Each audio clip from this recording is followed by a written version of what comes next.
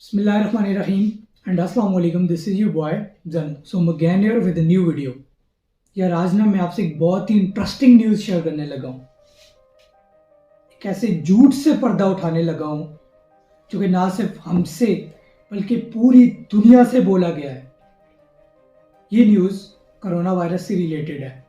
अपनी news start करने से पहले मैं आपको ये बताता चलूँ कि ये न्यूज़ रॉयटर्स जो कि एक आलमी सतह पर मौजूद न्यूज़ एजेंसी है, जो कि एक बहुत ही मुसद्दका इदारा है और शायद ही इससे कोई पुरएतमाद इदारा है जिसकी न्यूज़ पर भरोसा किया जा सकता है।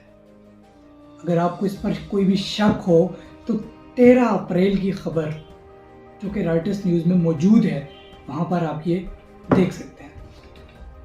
अब अपनी खबर पर आते हैं। तो यार रूस में कुछ ऐसा हुआ जिसने सबको हैरान कर दिया। वो क्या था? वो ये था कि रूस में ना साइंसदानों ने कोरोना से मरने वाले एक शख्स की डेड बॉडी को चीरा लगाया, उसका पोस्टमार्टम किया। ये बहुत ही अजीब बात है। ये क्यों अजीब है? ये इसलिए अजीब है क्योंकि WHO ने क्लियर कट मना किया है सबको कि कोई भी ऐसा नहीं कर सकता, कोई भी ऐसा नहीं करेगा। क्यों नहीं करेगा? क्योंकि अगर कोई भी एक कोरोना वायरस से मरने वाले एक पेशेंट की बॉडी को चीरा लगाएगा तो सबसे पहले कोरोना वायरस उस पे अटैक करेगा। वो क्यों उस पे अटैक करेगा? क्योंकि कोरोना वायरस के जरासीम सबसे ज्यादा उसकी बॉडी में होते हैं जो कि कोरोना वायरस की वजह से मर चुका होता है। अब रूस तो उनकी बात को मानने से रहे। क्यों? क्योंकि वो मगरिब पे तो शुरू से ही यकीन नहीं करते और ख़ास तौर पर अमेरिका पे वो बिल्कुल बिलीव नहीं करते। तो ये होता है कि रूस के डॉक्टर्स ने उनकी बात को ना मानते हुए एक कोरोना वायरस से मरे हुए की डेड बॉडी का पोस्टमार्टम किया, उसकी बॉडी को चीरा लगाया और वहां पर कुछ अजीब चीजें उनके सामने आई। सबसे पहले तो ये कि हमें बताया गया था कि कोरोना वायरस एक प्रोटीन वायरस है। उन्होंने कहा कि नहीं, ऐसा तो बिल्कुल नहीं है, ये तो एक रेडियो एक्टिव वायरस है।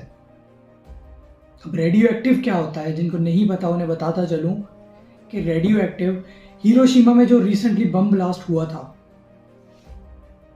उसकी वजह से आज भी वहां पे जो बच्चे पैदा हो रहे हैं वो या तो डिसेबल हैं, या कोई मजबूरी या कुछ ऐसा है उनके बीच में। तो रेडियो एक्टिव वो चीज है। अब उन्होंने कहा कि ये तो रेडियो एक्टिव वायरस है, जो कि बहुत ही हैरत अंगेज इंकशाफ था। उन्होंने जब बॉडी को खोला तो क्या देखा कि जो वेन्स हैं उनमें ब्लड क्लॉट्स बने हुए हैं, जो कि उन वेन्स को खस्ता कर रहे हैं। उन ब्लड क्लॉट्स की वजह से हमारे ब्रेन को, हमारे दिल को, हमारे फेफड़ों को ऑक्सीजन नहीं मिल सकती और यही वजह बनती है कोरोना वायरस की वजह से मौत होने की। जब ऑक्सीजन नहीं मिलती तो उस पेशेंट की मौत हो जाती है। अब उन्होंने ये बताया कि जो हमें इसका इलाज बताया जा रहा है वो है ही नहीं जो होना चाहिए। इसका इलाज तो हमारे सामने पड़ा हुआ है और अब सब जान के बहुत हैरान होंगे कि ऐसा क्या है। तो जो उन्होंने इलाज बताया इसका वो ये था एस्पिरिन, जो कि डिस्प्रिन का फार्मूला है, वो टैबलेट जो हम अपनी नॉर्मल लाइफ में यूज कर रहे हैं सर दर्द के लिए। और उन्होंने ये किस बेस पे कहा?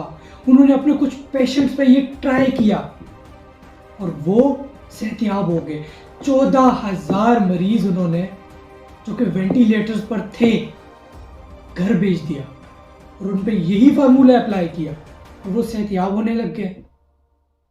इससे ये इंकशाफ किया कि इस बीमारी का इलाज मौजूद है।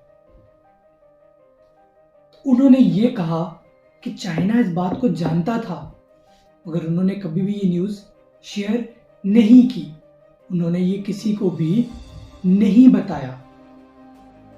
तो अगर हम एक पल के लिए उन रूस के साइंसदानों की बात को मान लें तो सोचिए आलमी सतह पर हमसे कितना बड़ा झूठ बोला गया है।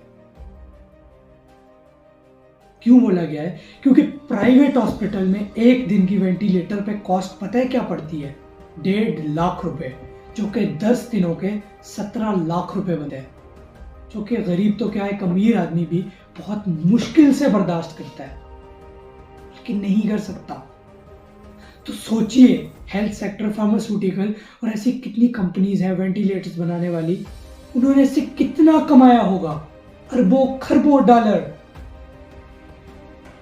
तो खुलासा करते हैं इसका कुछ इस तरह से कि अगर एक पल के लिए उनकी बात को मान लिया जाता है तो हमसे कितना बड़ा झूठ बोला गया है। क्योंकि इसका जो इलाज है, वेंटिलेटर्स और ऑक्सीजन, उनके मुताबिक, जो राइटर्स में न्यूज़ है उसके मुताबिक, तो ये उसका इलाज है ही नहीं। तो क्या हमसे वाकई ये झूठ बोला गया है? और इससे कितना फायदा हुआ है उन कंपनीज को? इस पर एक वीडियो बनाना तो बनता है। तो इंशाल्लाह मैं कोशिश करूंगा कि अपनी नेक्स्ट वीडियो इसी बारे में बनाऊं, इसमें आपको बता सकूं कि इससे उन कंपनीज ने कितना कमाया है। तो चैनल को सब्सक्राइब करना मत भूलिएगा, वीडियो को लाइक करना मत भूलिएगा और कमेंट में अपनी राय का इजहार ज़रूर करिएगा। तब तक के लिए मुझे इजाज़त दीजिए, मैं एक और वीडियो में हाजिर हूँगा। अल्लाह हाफ़िज़।